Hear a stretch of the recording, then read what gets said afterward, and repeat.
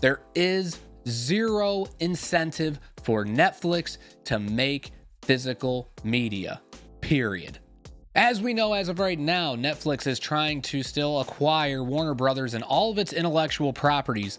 The question is, why is that a concern for both you and myself? And why do we want Paramount to actually win this ongoing battle between the two? The biggest reason looking at it is the fact that Netflix wants everything digitized, which is bad for both you and myself.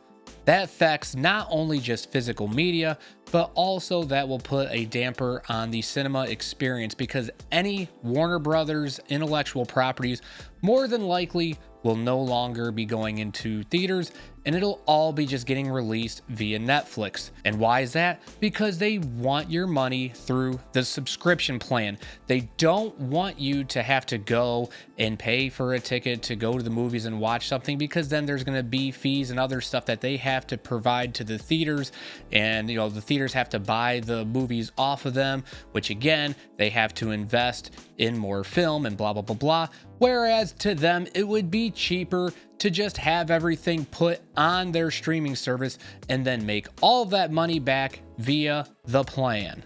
In short, the other points we're going to be talking about all go back to the fact that they just want you and I to be on a plan. So let's get into this more, talking about the intellectual properties and why this is a big deal. So Paramount, at least, one could think that they will at least try maybe to have some sort of physical media in regards to the intellectual properties from Warner Brothers, if they do in fact come out on top during this whole battle of the acquisitions, if you will. Now, mind you, I'm just a Joe Blow. I don't know anything. I'm just kind of observing this and seeing what would be the pros and cons. And more so cons if Netflix wins than anything. It's more so all cons for Netflix and the possibilities of pros if Paramount wins. But if Paramount wins, I could see that there would be at least some sort of an effort maybe by them to, at the very least, release maybe some collector's edition type things, rather it be Blu-ray, 4K, all those good things. So that way we could continue to acquire these things and build on our physical media library. Whereas if Netflix gets it, you might as well kiss all those things goodbye. And then yet again, the secondary market is going to have their way with anything that is Warner Brothers, because whatever is there is probably going to be, that's it. And they're going to jack up prices on everything and then make us pay an arm and a leg to get any of those movies and TV shows that are owned by Warner Brothers. Because again, physical media is not in their model. It's all about the plan. They don't care about physical media. They don't care about anything like that. We've seen all of this happen back when Netflix first came around.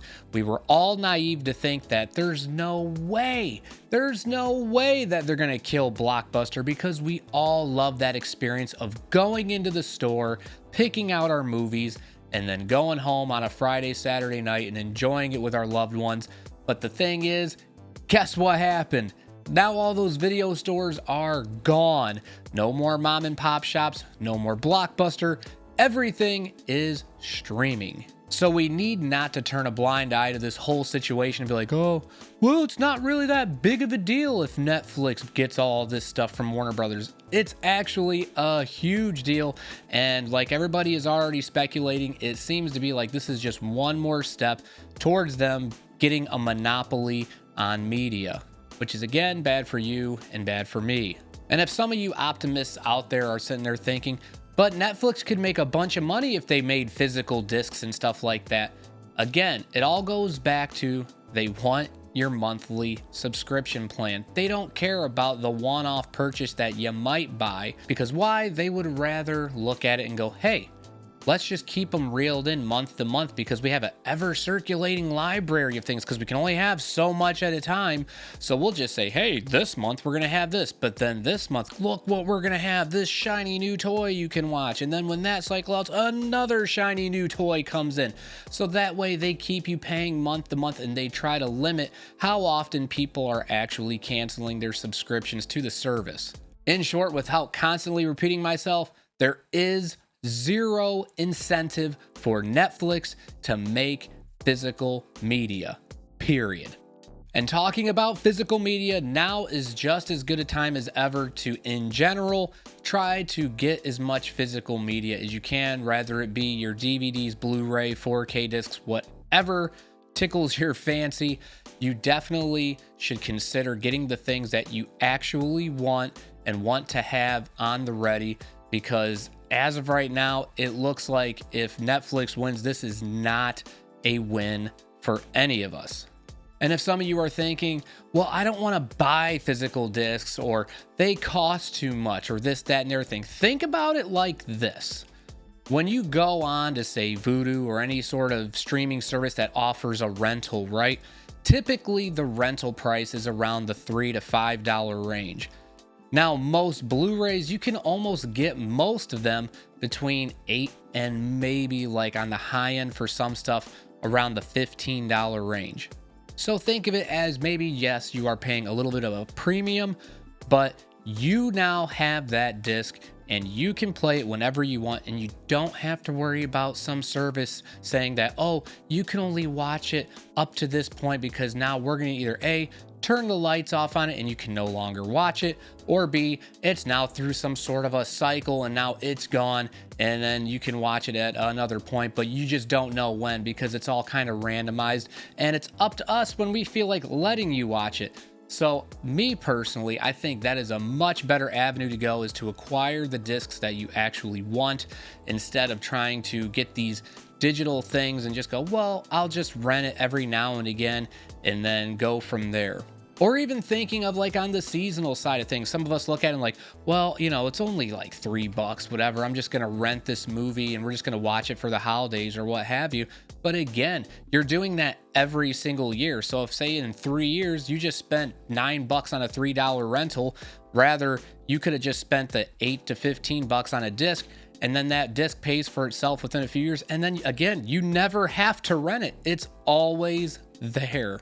So for me, the argument for buying things, it's always going to win. It's never going to lose in my mind over the physical versus digital thing. Yeah, digital is more convenient, but at the end of the day, we all need something tangible, and we can't be having these corporations just holding on to these things, because eventually if they have it to the point where all of their hands are holding on to it and we don't have these things, well, guess what? Now, again, we don't have the handle on our media, and they can pick and choose what we get to watch, when we watch, and if we watch. But that's all I had for this discussion, guys. I want to hear back from you all in the comments and let me know what your thoughts are on all of this. Again, I'm just some random guy on the outside with no inside info, just kind of reading between the lines of what these companies do and what are the possibilities of the fallout when the dust settles on the acquisition, rather it's Netflix or Paramount. Thanks again for watching, everybody, and I'll see you in the next video.